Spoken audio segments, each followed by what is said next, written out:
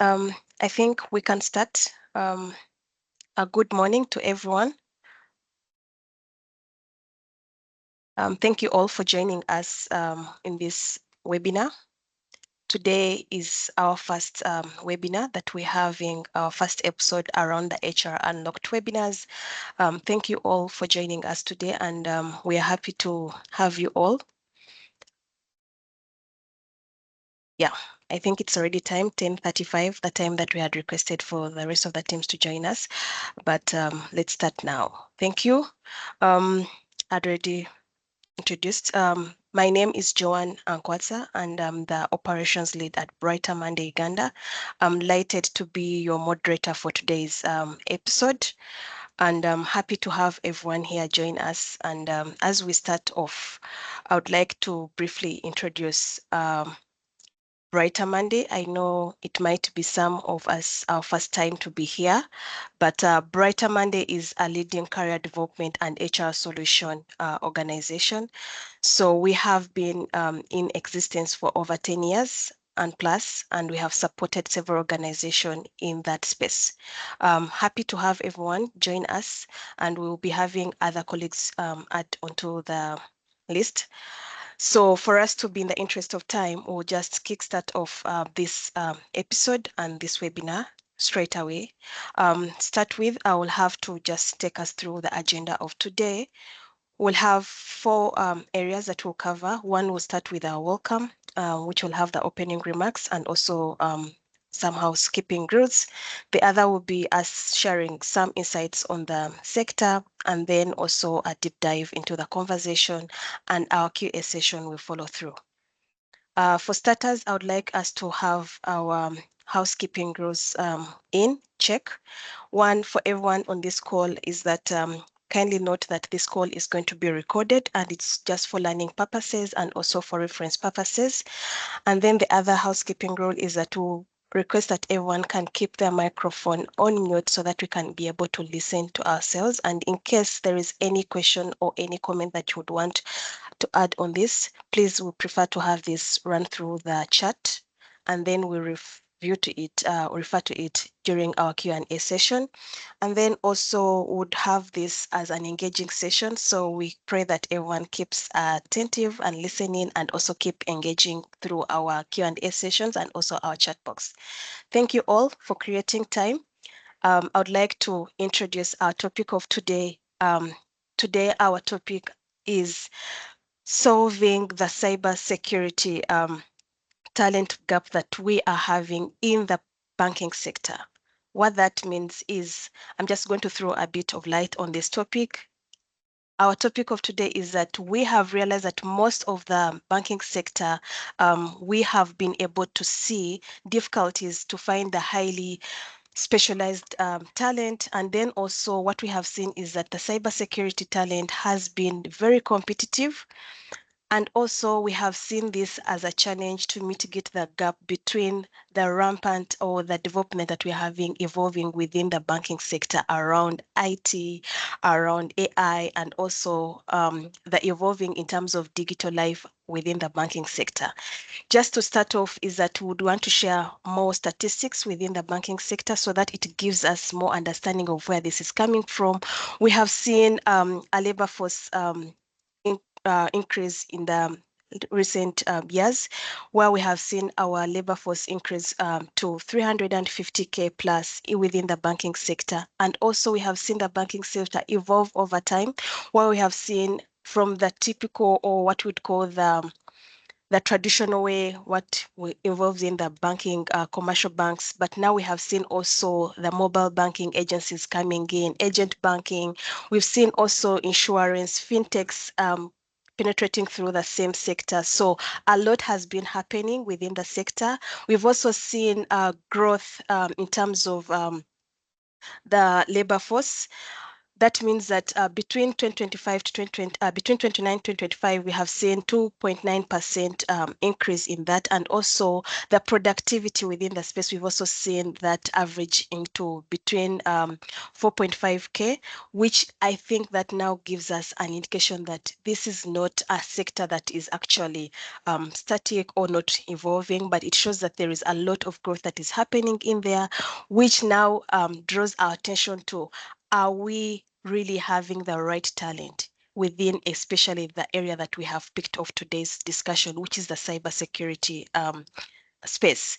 And then also additionally, we have seen that we've had changes in terms of productivity. There has been a decline of 0.2% in terms of productivity.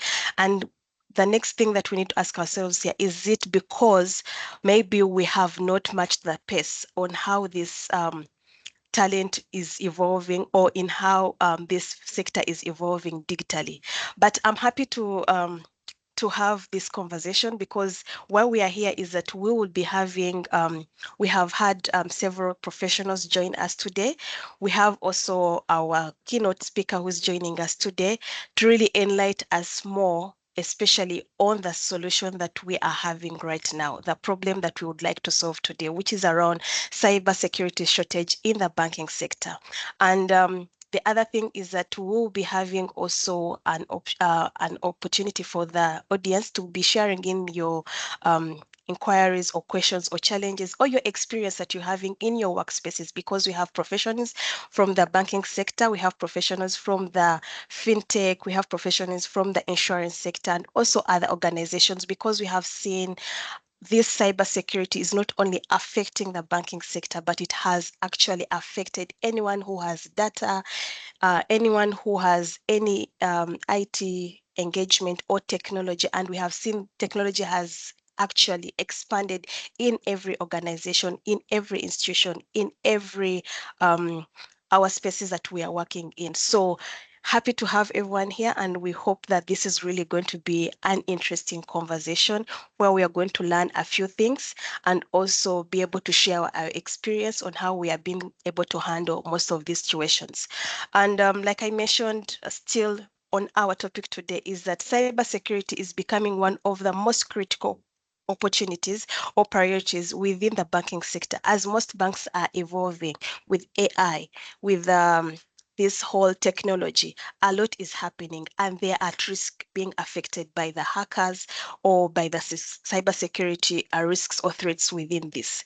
And again, like I said, it's not only on businesses, but also with our customers that we deal with. So we need to really work on this talent, so that we know how to can be able to cover our gaps within our sector. Again, from the talent space, as Brighter Monday, we deal with career development and talent search. So what that means is that from what this conversation is going to help us as Brighter Monday is that, are we looking for the right talent? Are we getting the right people on board? And also, are we helping organization to retain the talent, or are we helping the organization to reskill the talent that they're having at the moment? So with this whole conversation, allow me to introduce our keynote speaker for today, Jerome Okot, who is the Chief Commercial Officer of Milima Security.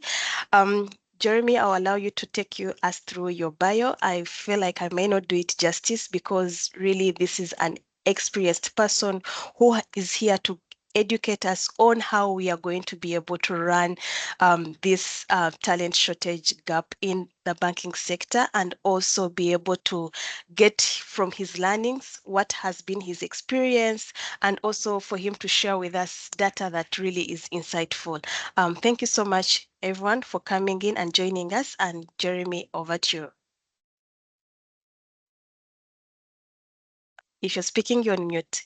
Thank you. Thank you very much, Joanne. You've done this introduction justice, and I'm sure everybody who is on the call is very, very excited, but also psyched and looking forward. You've set the bar, so I hope I'm able to come through as much as you've introduced, yeah?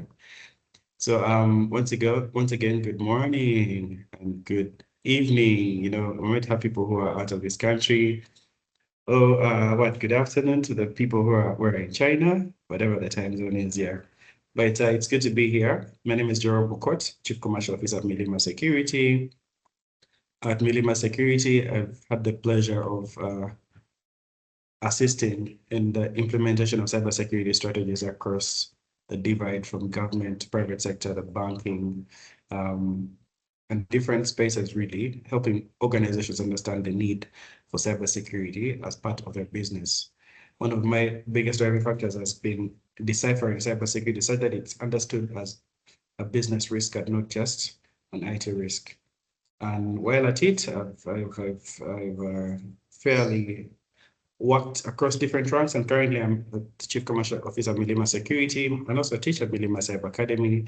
I'm privileged to also be affiliated with different organizations such as the SACA, the Africa Cyber Experts Community, the EU Cyber Net Experts Group of Cybersecurity Experts, the Global Forum on Cyber Expertise, and several others. And being part of these organizations has enabled me to pick learnings from the global scale, from the Africa-wide perspective, and bring them back home to share. So it's a pleasure being here, and I'm excited about this session because we're going to speak about something I'm very passionate about, building talent in cybersecurity, but most especially in the banking sector where the risk is perceived to be highest here because the number one motivator for cybercrime is Kamani, also you call it, right? So thank you once again, Joran, and I hope, it's going to be a fun discussion.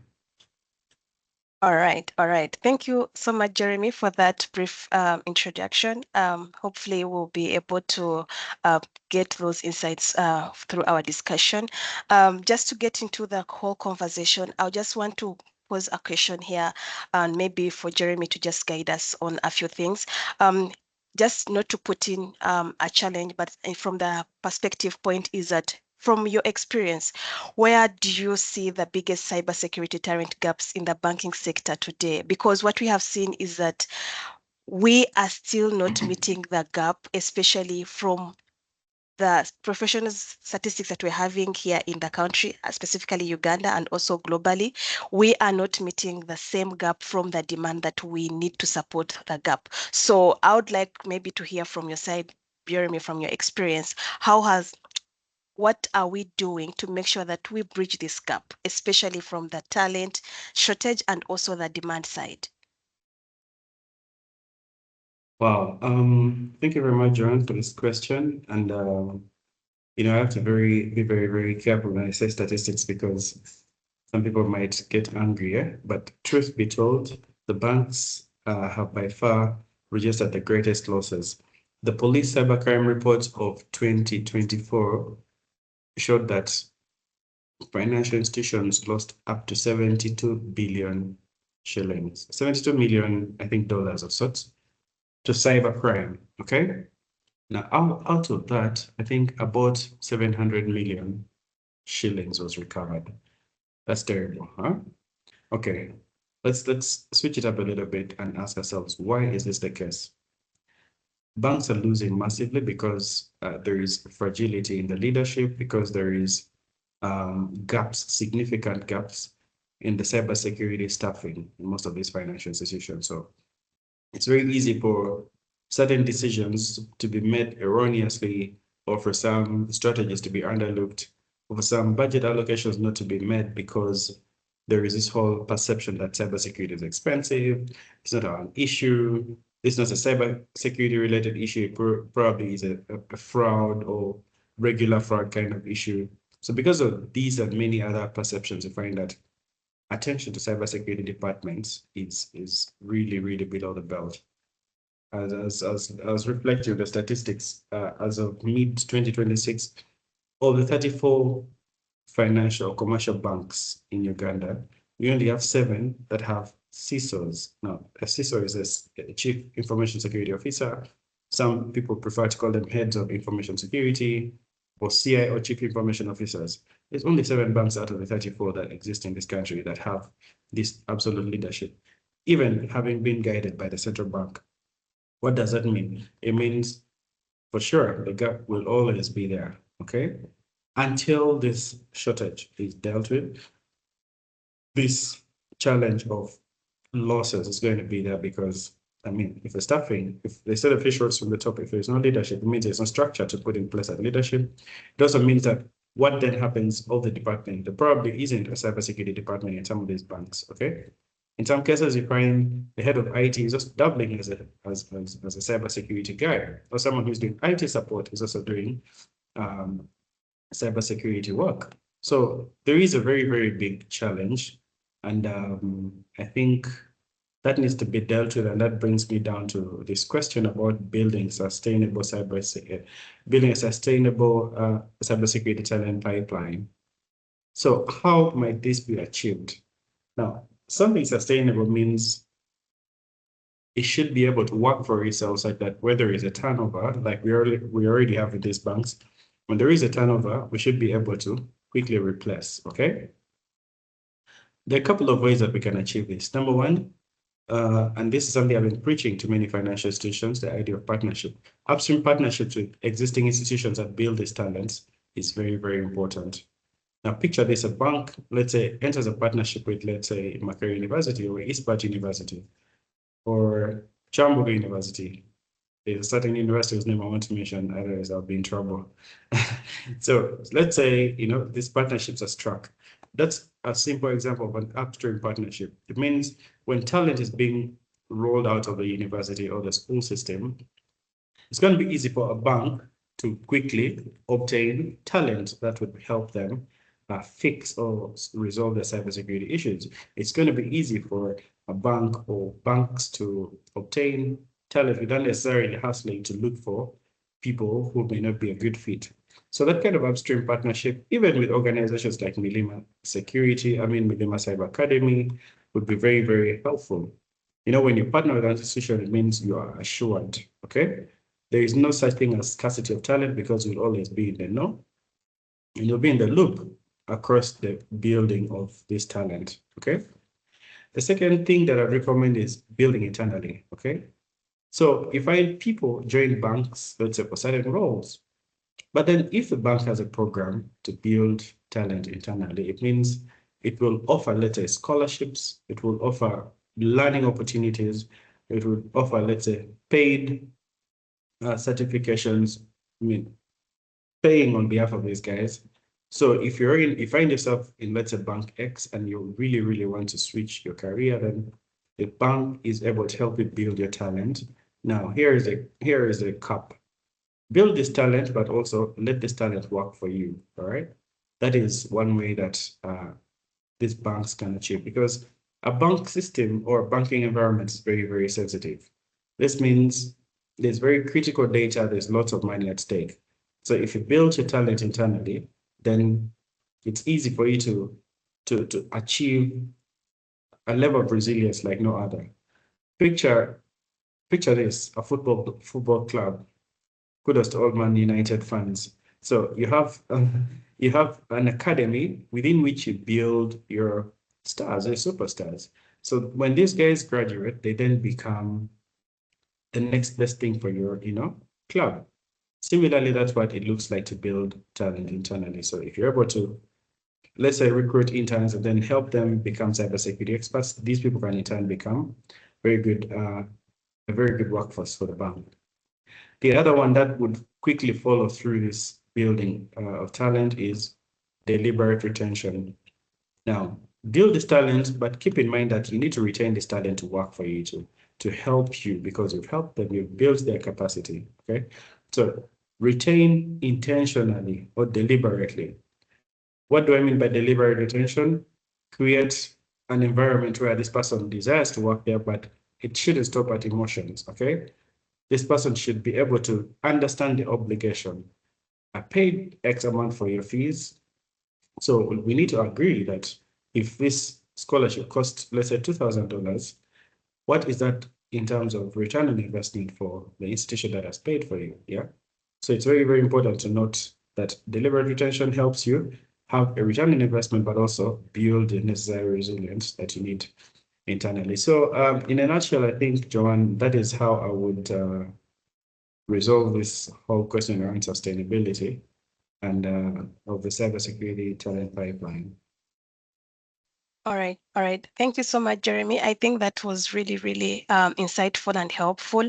Maybe additionally, what I would also say from the talent space as Brighter Monday is that we've also tried to encourage our organizations or employers is that reskilling the talent that we are having in our workspace is as cheap as us now trying to fight for talent outside there, because it kind of helps these young people see career growth in their in their in their career paths, and they get even the strength to actually do more if we encourage them to do so. So I think that is one of the things that I've picked also from your insight, that we need to really support the young talent that we are having to guide them to the right path.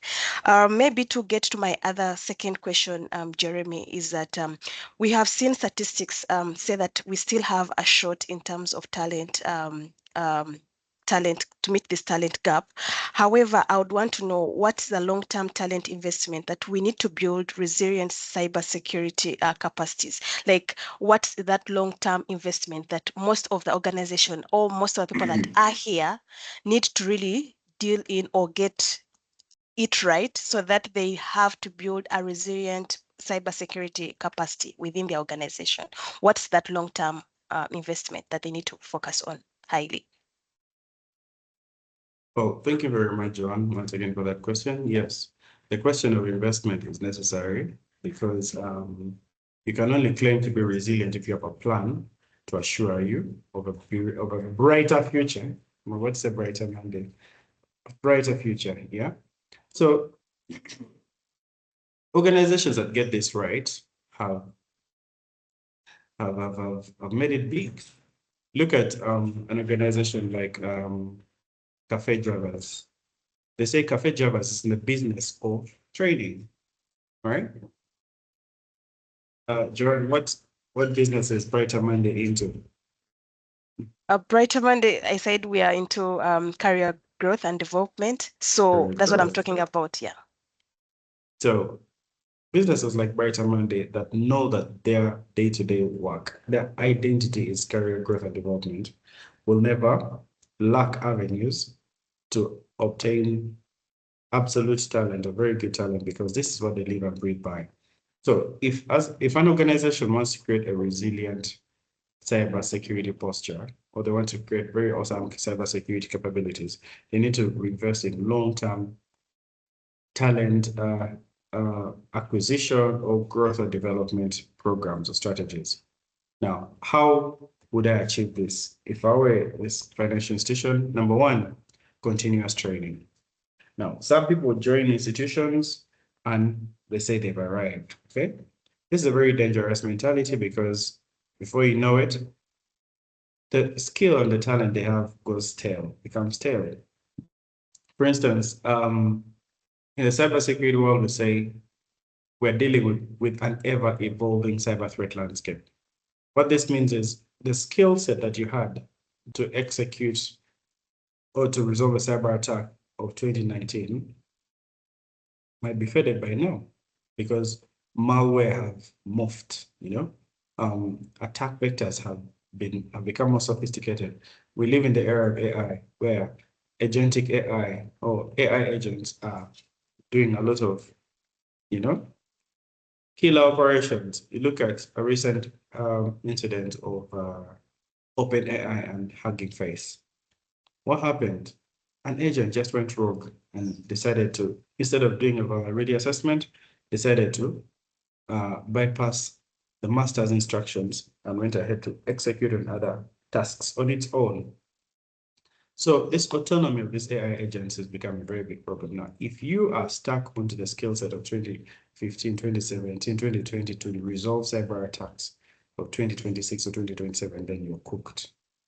What does this mean then? We need to invest in continuous training, okay? If there's an institution where I know that every 6 months you're required to get a new certification, or at least demonstrate that you've learned something new.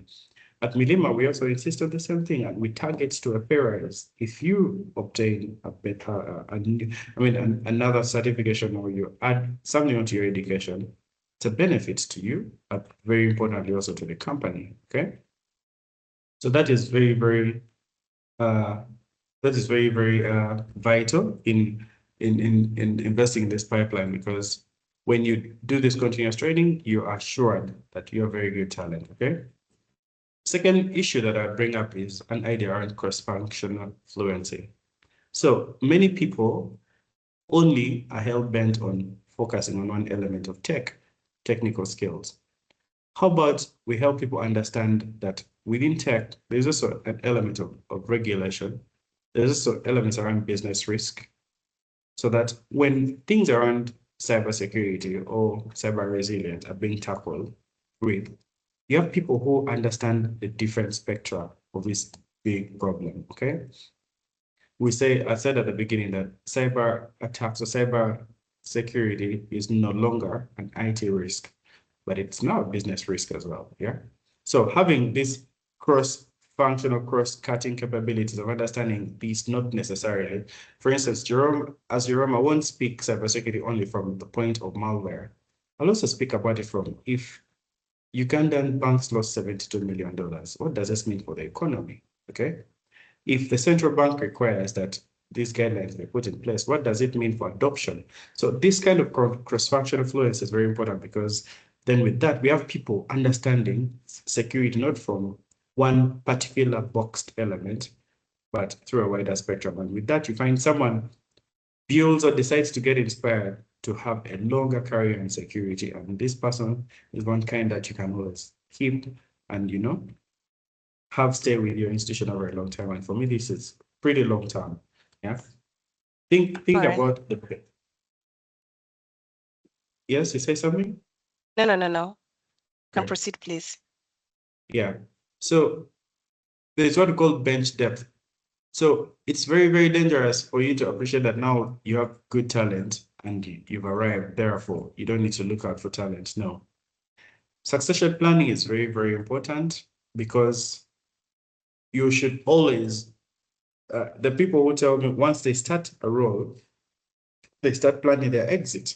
Now, if this is a person speaking that way, and then an organization is not thinking about it, what does that then mean? It means that organization is reckless.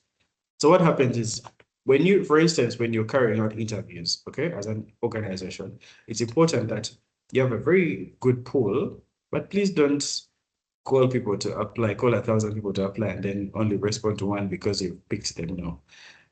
Speak to these people once you've filtered out, because most times the reasons as to why some people don't get their jobs is maybe the pay, maybe the immediate promise by the employer, or maybe negotiation or something. Something doesn't usually work, but it doesn't mean this is bad talent. If you observe, the people who most times get the role are people who I want to think favored in that moment. They probably presented themselves the best, or probably took the deal that was on the table, or probably fitted within the recruiters or the employer's specific need at the moment. Okay. So as an employer, it's important that you keep track, or retain a pool of the people you've interviewed for these different roles. What this means is, when the time comes for you to replace, it's easy. And galvanize this will such that you inform these guys that, hey, sorry, we're unable to take you right now, but we would like to retain you in our pool of experts, such that in the next time we have a new opportunity, we can do what? We can quickly reach out to you. And when you reach out to these people, please don't make them go through the same process they went through. Yeah. Sure. Just, you already know information about them. Take them through one or two, quick discussions, and then onboard them seamlessly. So when you have bench depth, it then means it's easy for you to quickly go back to your pool in a matter of a week or so, or handover, you're able to replace the talent. Okay. So that's what Sure. bench depth means. Then, of course, culture. When you have a culture of cybersecurity in the institution, it's easy for you to have a team that is equipped, but also you enable people to be a part of something. When something is a culture, it is desirous of you to stay. You feel like this is something I want to be a part of. So when, for example, some of us thrive in areas where the motivation is not just, yes, money is good, but beyond the money, what next? So the motivation is not necessarily one element, but it is a compounding effect. You find that somebody is staying because maybe they bought into the vision, maybe they see the strategy, maybe they see a culture, they see something they want to be a part of. Okay. With such cultures inculcated in the team, you find it very easy for you to have rich talent stick around for the long haul, and that assures you of some very good resilience in the long term. Okay. Then there is issues around sector collaboration. Now, when you are very collaborative in the sector, for instance, why are you as an institution not collaborating with firms like Milima Cyber Academy, a professional training institution? When you collaborate or even have a long-term partnership with an institution like mine and several others, it's easy for you to quickly make a call and say, hey, Jerome, I need a security analyst to get onboarded in a week. Okay. You are part of an association, let's say for the banking institutions, you have the Uganda Bankers Association, or for the SACCOs, you have the Association of Microfinance Institutions of Uganda, for maybe a coast school, and several others, you know, you see and the like. So when you collaborate at a sector level, it's easy for you to notice talent that's available. Again, it's bittersweet because in the banking space, for instance, you have very many guys crisscrossing across different banks. Most times it's the money, but the talent is the same and the talent is really good. So what does that mean? It means because of this collaboration, it's easy for you to quickly know and even headhunt the right talent for your organization. So one very important thing that I also want to add is have a deliberate strategy. Okay. I know I've talked about having a deep bench.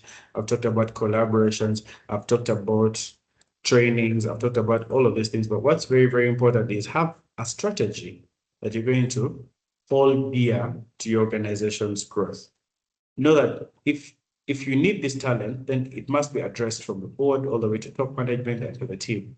But everybody who joins us in the IT department, you want to know what is this person's learning curve like? What is this person's ambition? What is this person's career growth track looking like as you invest in them? Knowing these helps you build the necessary resilience, but also um, you'll ensure the best cyber capabilities because then you know your people, not necessarily from their individual points of view, but because it is a strategy, something that you've cemented as part and parcel of your business processes. Yeah, I think with that, yeah, I see some very resilient capabilities being built in these financial institutions. All right, all right. Thank you so much, Jeremy, for that answer to the question. However, I've also would like to push the question to the audience so that we could see more of the responses within our chat, and also encourage teams to keep throwing in questions. I'm already seeing some questions coming through, but we'll address that in our QA. To the audience, I would like us to know, what are you doing to your organization to build this capacity? Besides what Jeremy has given us, or even more, you could highlight from the training. How are you doing your trainings so that we can learn from each other based on experience? I'm happy to have that addressed. As we move to our last question, Jeremy, question 3 is that cybersecurity, like you mentioned in your presentation or even in my introduction, is that it's no longer an IT issue, but it affects the business continuity and also affects the customer trust. So now we have in our third party coming in as our customers. There is a lot they're expecting from us as financial institutions and any other organization that deals with this technology and cybersecurity threats. How are we also as an organization or sectors evolving to meet their demands? So we have to first understand what their expectation is in this, and also how are we meeting their demands? Because what I have also seen is that trust is very key. So I would like us to know, maybe from your experience, how are we addressing this, and then also meeting the rampant and growth that we are seeing evolving within these sectors? Thank you, Joanne. But okay, as we go to it, I see some questions. Do we respond to them now or later? Later, let's first get Okay, this, then we can get cool. to the QA.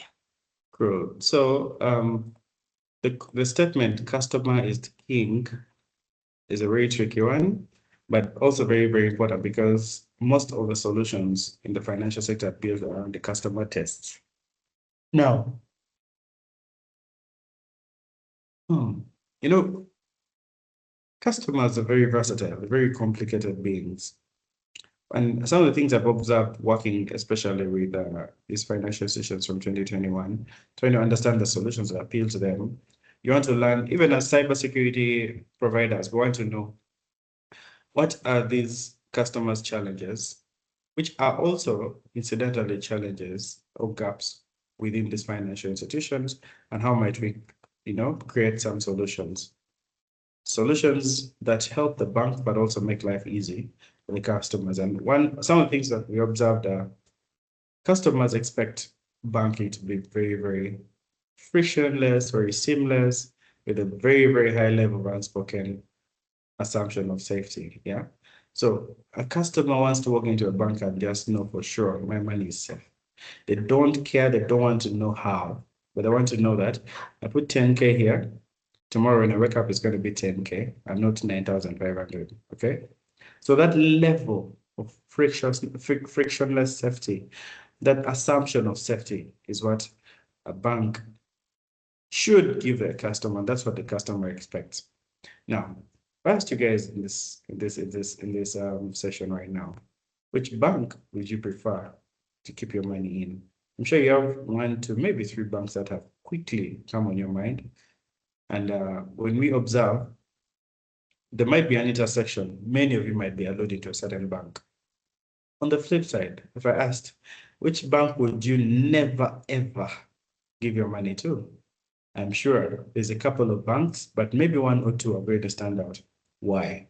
Because of the reputational damage, because of the losses that some customers have found, and maybe because of the carelessness by the banks to respond to these people's, pleas or cries for help.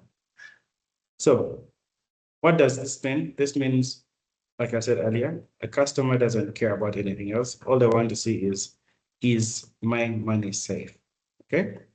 That is what a customer needs. No matter what you have to do, there's this invisible ironclad security that they expect that a bank should have. That's why also us as cybersecurity providers, we are told, your clients are the banks. Okay. Now, secondly, customers want security, not just because it is something that the banks know or can do, but they want security as an experience. Okay.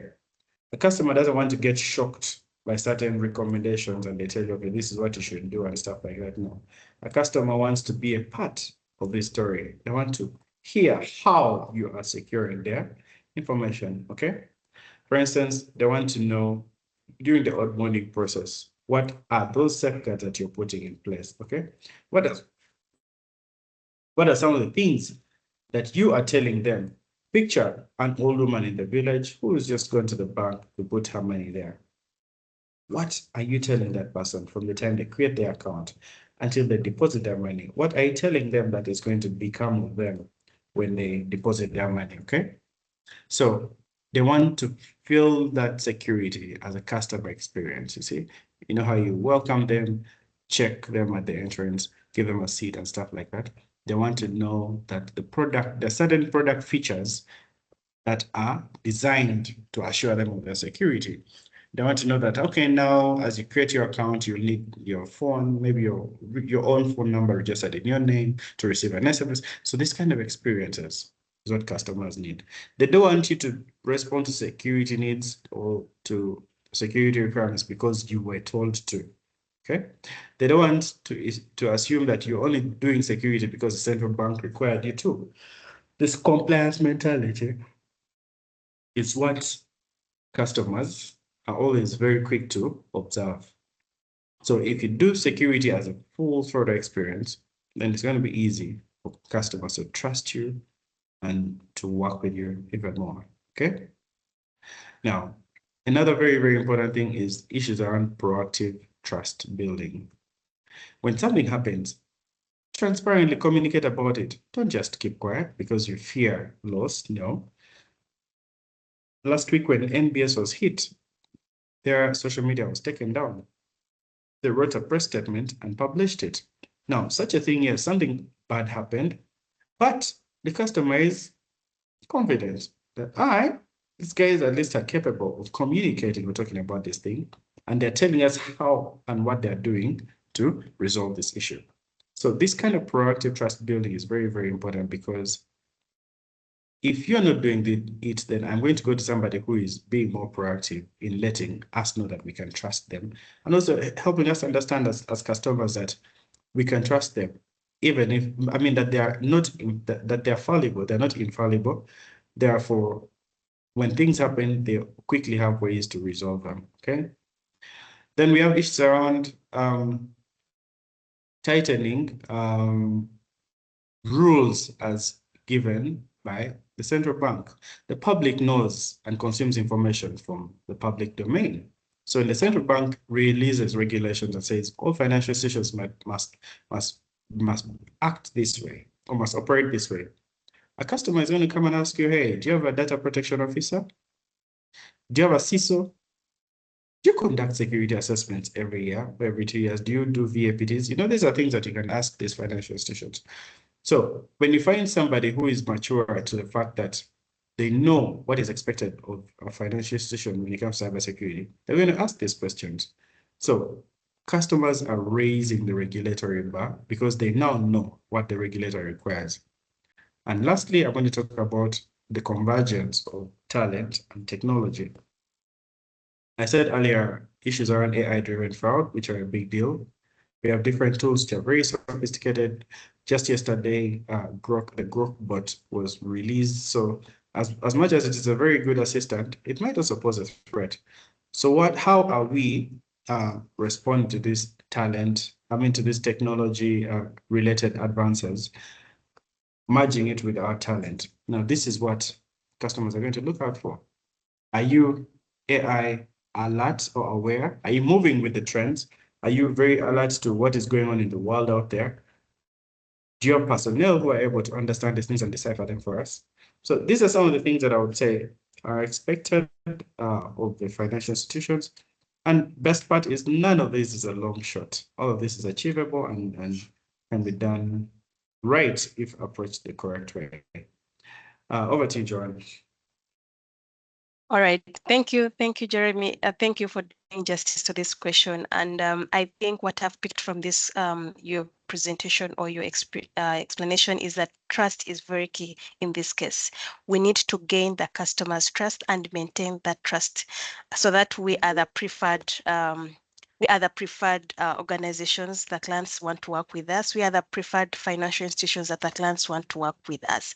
So without us not taking much of the time, I would want us to dive into the Q&A session with the team. Let me just check through with the chat a few questions that have come through. There's a question here. There is a gap between what is taught in school, academy, and practical applications. How do we bridge the gap to assist an HR professional in the banking sector in identifying a practical profile that works for them, particularly for this role? Jeremy, you want to take that? You're speaking on mute. Sorry. Yes, I agree. And one of the pillars, let's say, I'll speak now from where I work, where I sit at Milima Cyber Academy. In 2019, when we started the academy, we rose to respond to one of the key gaps. That is so there is three things. There is academia industry practice gap, there is the skills gap, and then the gender gap. Okay. Now, what we're talking about here is the skills gap. Yes, some institutions teach what cybersecurity, and guys come out very theoretical. Okay, I think the lecture style of study is good, but I don't know whether it's fit for all professions or careers. That's why it's important that after guys have finished school, they go on to certify or go to a vocational institution or go to an advanced institution and get the practical skills. And that's what we're doing at the academy. Guys are coming fresh out of campus. Yes, they have their degrees in cybersecurity, but they're vividly shallow in terms of practical technical capabilities. So what we do is we go on to enroll them and help them scale. Now, from the HR perspective, How do you identify a practical profile that works for you? Okay. One, we need to look at our recruitment criteria. Okay. Many times when recruiting, especially for these roles, we are hell bent on qualifications. Qualifications are good, but qualifications won't solve your problem. Okay. What will solve your problem is the talent and the capabilities of this person. And how do you gauge that? Practical assessment. Okay. Look at their certifications. What certifications do they hold? Ask them. And in that room where you're doing interviews, bring someone who understands cybersecurity to ask the relevant questions. With all due respect to HRs, you may not be a cybersecurity expert. So if you are interviewing someone who claims to be a cybersecurity or talented as a cybersecurity expert, but you don't have the relevant questions or the relevant ways to assess this person's practical capabilities, then you're doing yourself a disservice. So bring the people who understand cybersecurity to that room. Secondly, do practical assessments. Let the guy bring a computer, let him power up a virtual machine, run Kali Linux, open Metasploitable to create a payload, deploy it, track, uh, track the network data, the data packets using Wireshark. When you speak like this, someone who doesn't know security is going to just shy away and run for their life from that interview. Okay.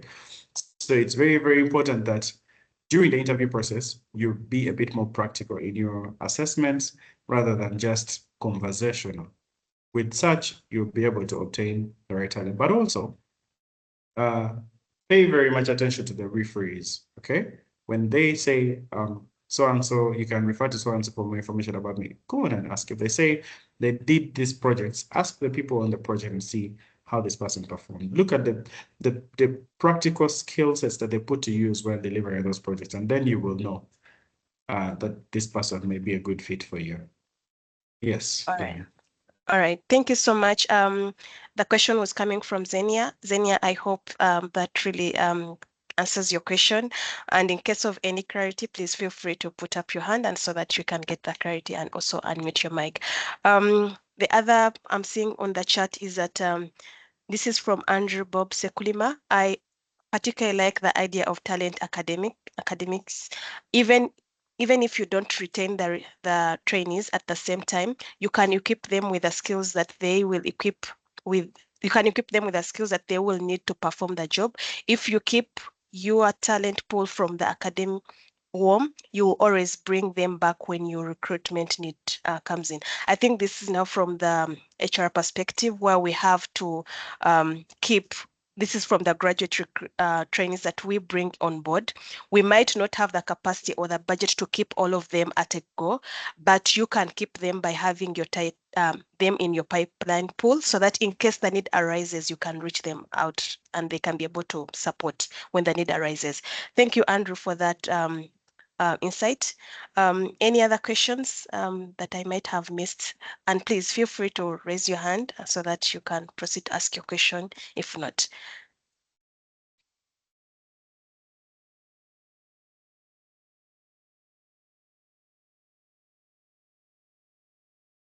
And also maybe we would want to hear from the team if there is anyone with an experience, especially with the ones that maybe are having the same challenge, because from the experience that I've seen with Jeremy's questions and also experience is that there is a bit of us not wanting to take on the young talent to reskill them because we feel like that is much work.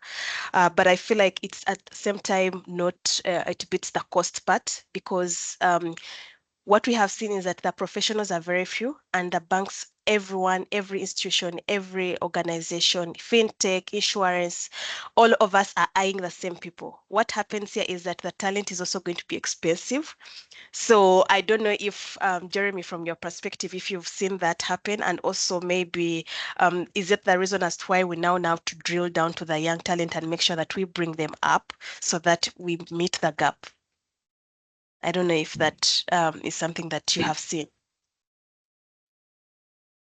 Yeah, young talent is necessary, but that growth is very tricky because people have choices. Well, I think what's important is the need or the desire to inspire a cybersecurity career in them. And that's why we're trying to make cybersecurity appear fun.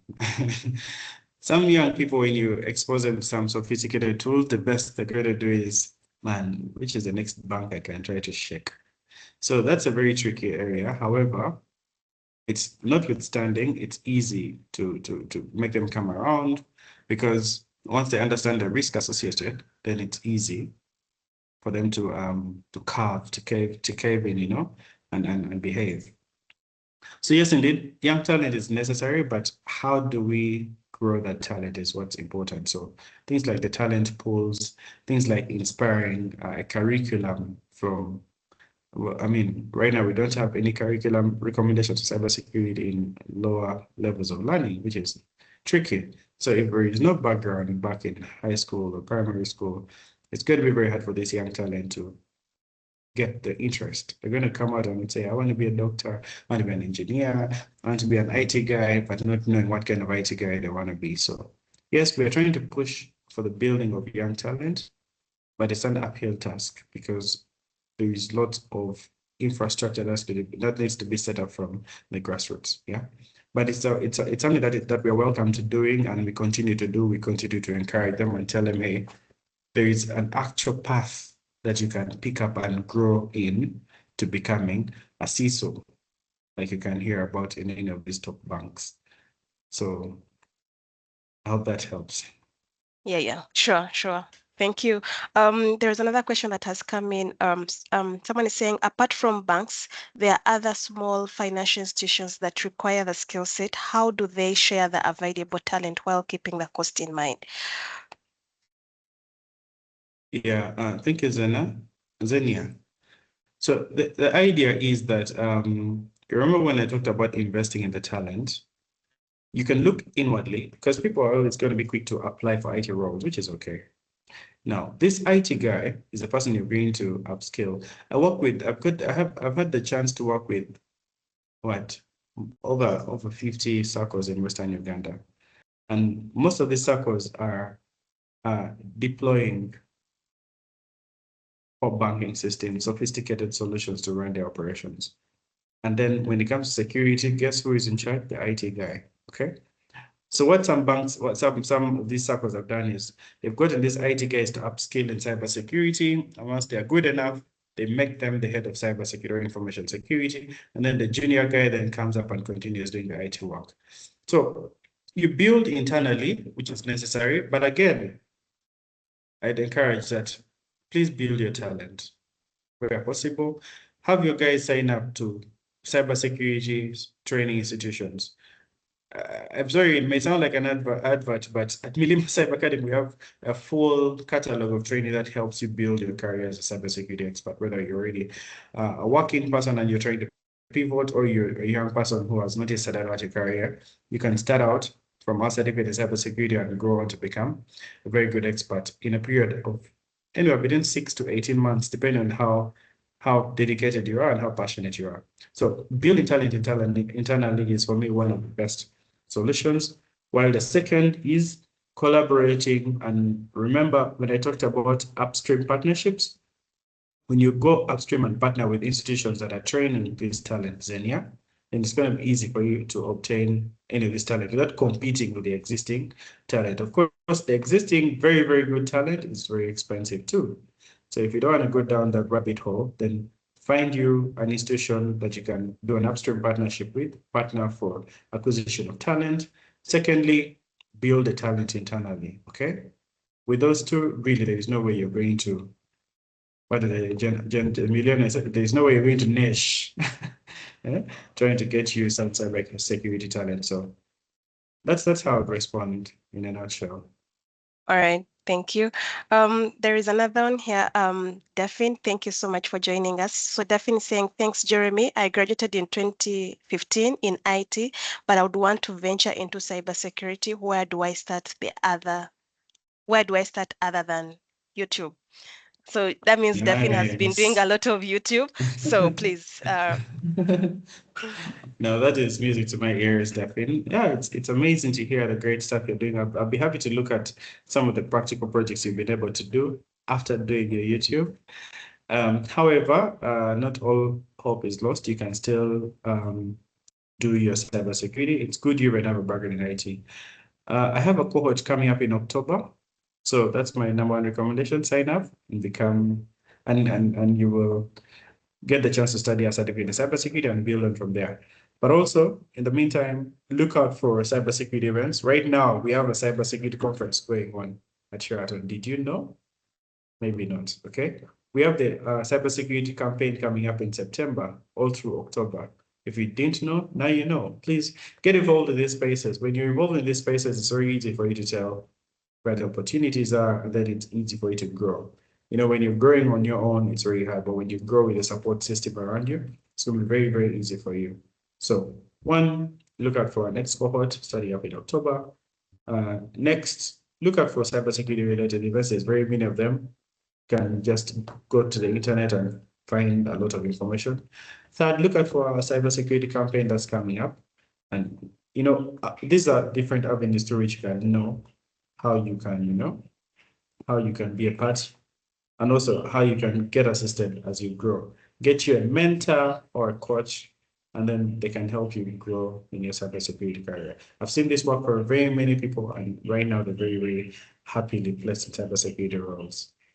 All right, all right.